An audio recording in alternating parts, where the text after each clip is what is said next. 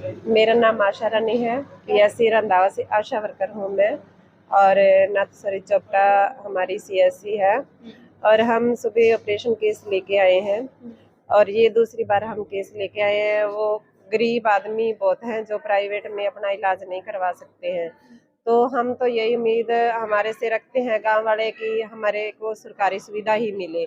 लेकिन जब हमें पता चला है, सुबह 8 बजे से घर से चले हैं, अगर सुबह पता चल जाता कि डॉक्टर साहब की हड़ताल चल रही है तो वो हम नाम रीज को लेके आते। हमें यहाँ आने के बाद ही पता चला है कि यहाँ डॉक्टर साहब की हड़ताल चल रही है।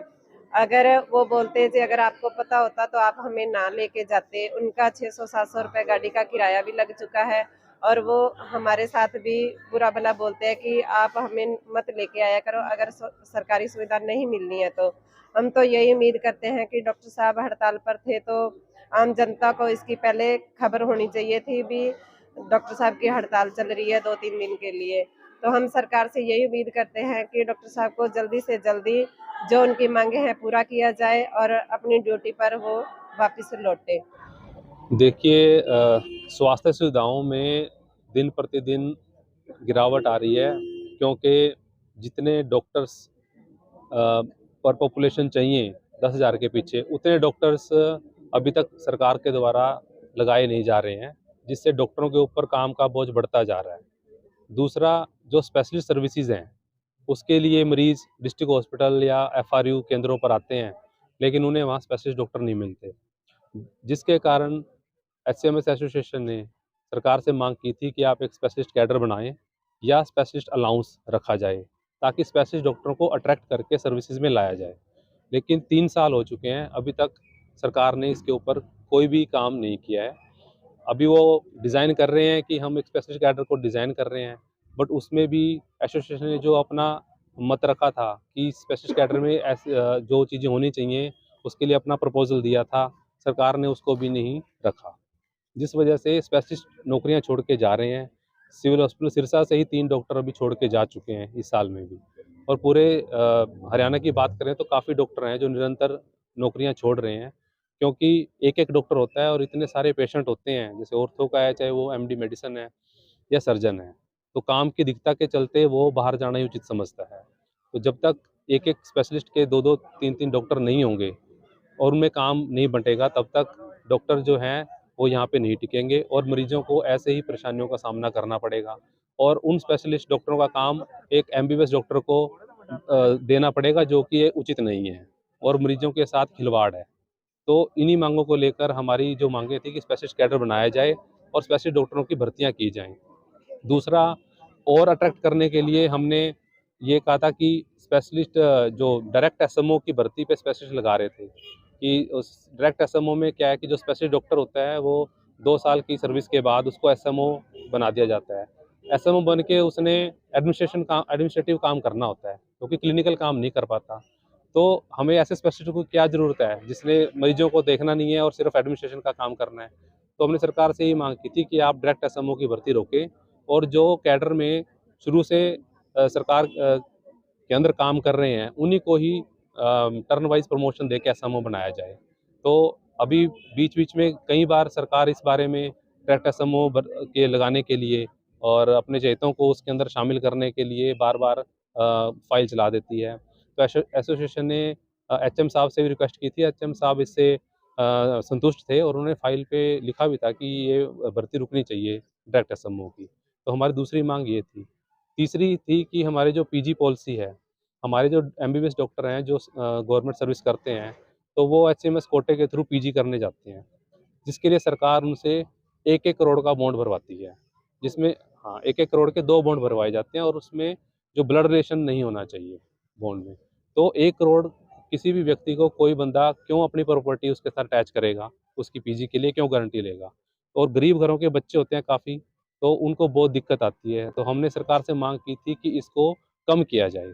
पहले ये 25 लाख था, अभी हमने 50 लाख का प्रपोज़ल दिया है कि 50 लाख इसको किया जाए।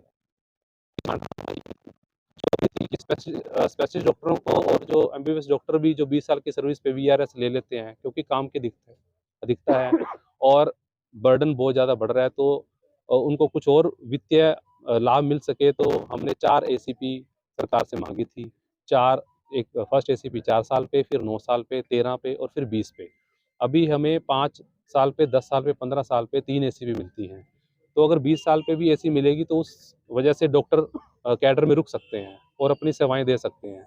और दूसरा, ये वाली जो फाइल है जो 20 साल वाली है, ऑलरेडी बिहार में 4, 9, 13, 20 जो एसीपी है, ये बिहार गवर्नमेंट दे रही है, सेंट्रल गवर्नमेंट दे रही है। बिहार गवर्नमेंट ने ये सिर्फ़ और सिर्फ़ डॉक्टरों के लिए लागू किया है, बाकी और किसी क्लास 1 अधिकारी के लिए लागू नहीं किया है, क्योंकि वहाँ भी डॉक्टरों की शॉर्टेज है। तो डॉक्टरों को कैडर में रोकने के लिए, पब्लिक को उनका बेनिफिट दिलवाने के लिए ये मांगें बहुत ज़रूरी थी, जो हम पिछले काफ़ी समय से उठाते आ रहे हैं। लेकिन सरकार इस पे कोई निर्णय नहीं लेती है। बस सिर्फ़ एक अ, ढकोसला कि हाँ, हम कर रहे हैं, फ़ाइल पे है, अभी जारी है। 4, 9, 13 और 20 वाली जो फ़ाइल है, ये एचएम साहब से अप्रूव्ड है, सीएम साहब से अप्रूव्ड है, फाइनेंस डिपार्टमेंट में पड़ी है पिछले 3 साल से, और वो इसको आगे नहीं मंजूरी दे रहे हैं। डॉक्टर साहब, आपकी हड़ताल है लेकिन 40-40 किलोमीटर का सफर तय करके मरीज पहुंचे हैं, ओपीडी नहीं मिल पा आज-आज की उनको परेशानी है, लेकिन आपको वो नहीं दिख रहा जो वो लोग रोज़ फेस कर रहे हैं, अपनी परेशानियाँ। वो आते हैं, एक डॉक्टर एमडी मेडिसिन है, एक doctor MD chest end TB या सर्जन है, उसको छुट्टी चाहिए उस दिन मरीज़, उसके साथ क्या हो रहा है? तभी तो वो परेशान होते हैं। उनको यहाँ पे स्पेशलिस्ट केयर मिलनी चाहिए, आज ऑर्थोपेडिशियन नहीं है इस सिविल हॉस्पिटल में, तो वो भी तो डेली परेशान हो रहे हैं। मतलब एक दिन की परेशानी से जीवन भर जीवन भर का उनको हम चाहते हैं कि सरकार ऐसी योजना जो हमने सजेस्ट कर रखी है उसको लागू करे धरातल पे, तो सभी को बेनिफिट मिले और आने वाले लंबे समय तक उनको मिलता रहे। ज़्यादा से ज़्यादा डॉक्टर आए हैं। डॉक्टर साहब, आगे क्या स्टेप रहेगा आज आप? देखिए, आज हमारी ओपीडी हमने बंद की है, हमारी इमरजेंसी सेवाएँ, लेबर रूम की सर्विसेज आज चल रही है, और हमने कल तक का और टाइम दिया सरकार को। अगर नहीं करती तो फिर हमें मजबूरीवश सभी सेवाएँ बंद करनी पड़ेंगी, ताकि सरकार इस बारे में चेते। और ये सारी मांगें ऐसी हैं कि जो सरकार के ऊपर कोई ज़्यादा बोझ नहीं है, इसे आसानी से लागू किया जा सकता है। पीजी पॉलिसी है, उसमें 1 करोड़ से 50 लाख करना है, उसमें सरकार को कोई पैसा थोड़ी जाता है, जस्ट एक बॉन्ड है, तो उसमें सरकार के ऊपर कोई बोझ भी नहीं है। दूसरा, जो हमारे डायरेक्ट एसएमओ हैं, तो एक स्पेशलिस्ट को बल्कि खराब करने वाली बात है उसको एसएमओ बना के इतनी जल्दी सर्विस पे, अगर वो क्लिनिकल सर्विसेज दें, लोगों को चिकित्सा सुविधाएँ दें, तो वो ज़्यादा बेटर है पब्लिक के लिए। तो ये भी माँग कोई बड़ी माँग नहीं है। तीसरा, हमारा कुछ स्पेशलिस्ट कैडर बनाने के लिए था, तो वो इवन सीएम साहब ने खुद अनाउंस कर रखा है कि हम स्पेशलिस्ट कैडर बनाएँगे हरियाणा में। तो ये हमारी भी माँग नहीं है, बल्कि उन्होंने खुद ही अनाउंस कर रखा है। तो ये तो उन्हें ही करना है, तो उनको करना चाहिए। एक हमारी जो 4, 9, 13 और 20 वाली है जो एसीपी, उसमें सरकार को जो थोड़ा वित्तीय बोझ लग सकता है, लेकिन वो इतना ज़्यादा नहीं है। तो कितने तो कैडर है हमारा, जो इसमें इतना वित्तीय बोझ होगा, और उससे डॉक्टर रुकेंगे और पब्लिक को बेनिफिट होगा, ठीक है ना? तो अभी सरकार स्पेशलिस्ट डॉक्टर जो हमारे लगता है आज, उसको सरकार 1,05,000 के आस-पास तनख्वाह देती है, और वो बाहर उसको 5 लाख का ऑफ़र आता है। तो वो सर्विस में क्यों टिकेगा? तो एक हैंडसम सैलरी उसको देंगे, तभी सरकार में वो टिकेगा और अपना काम करेगा।